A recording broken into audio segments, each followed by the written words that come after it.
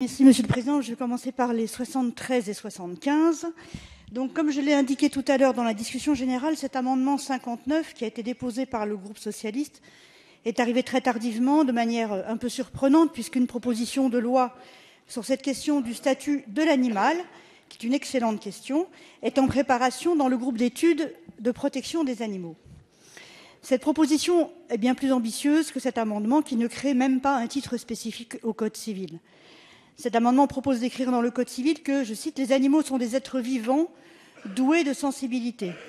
Sous réserve des lois qui les protègent, ils sont soumis au régime des biens corporels. » Nous ne contestons pas l'avancée, même rabotée par rapport à un autre amendement retiré que constitue cet amendement 59. Animaux et biens meubles seront clairement séparés dans le Code civil. C'est une demande ancienne pour tous les défenseurs de la cause animale. Il nous semble toutefois important de tirer les conséquences de cette avancée. D'une part, comme le propose le sous-amendement 73, en précisant que les animaux doivent bénéficier de conditions conformes aux impératifs biologiques de leur espèce et assurant leur bientraitance. Dès lors qu'ils sont considérés comme des êtres doués de sensibilité, cette précision est logique et importante. Rappelons que le Code rural reconnaît ce caractère sensible de l'animal, même si cette reconnaissance n'a pas pour l'instant permis la remise en cause de pratiques qui nient cette sensibilité. Je pense notamment, je l'ai dit tout à l'heure, à certaines pratiques qui ont cours dans l'élevage intensif ou lors d'expérimentations sur les animaux.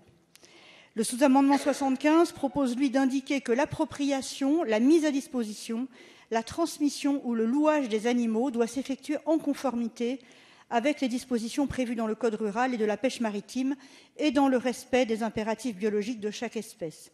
Là aussi, il s'agit de tirer toutes les conséquences de l'amendement 59. Le but de ces sous-amendements est de modifier notre conception des relations entre l'homme et l'animal. Différencier l'animal de l'objet dans le Code civil, c'est très bien, mais cela doit conduire à une remise en cause des comportements humains qui nient le caractère sensible de l'animal. Je vous remercie. Le 79, Madame Abeille.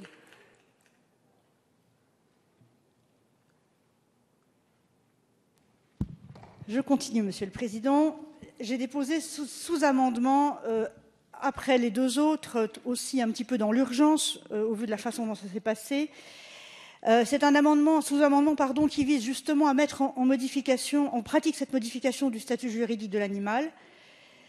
Dès lors que le caractère sensible de l'animal est reconnu, certaines pratiques comme la corrida devraient, à mon sens, être interdites. La corrida nie en effet le caractère sensible des animaux qui souffrent pour notre simple distraction. Nous sommes nombreux dans cet hémicycle à dénoncer certaines pratiques comme la corrida, et cela sur tous les bancs.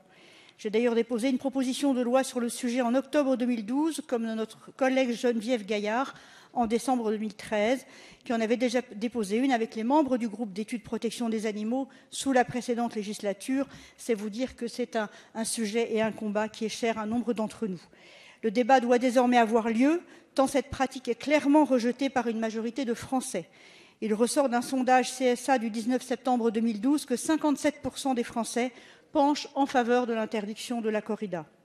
Surtout, je tiens à le préciser, l'interdiction de la corrida ne signifie pas l'interdiction d'autres pratiques, comme les courses camarguaises par exemple, ou les courses landaises, qui n'impliquent ni sévices ni mise à mort de l'animal. Ces pratiques font partie du patrimoine de certaines régions françaises, bien plus que la corrida.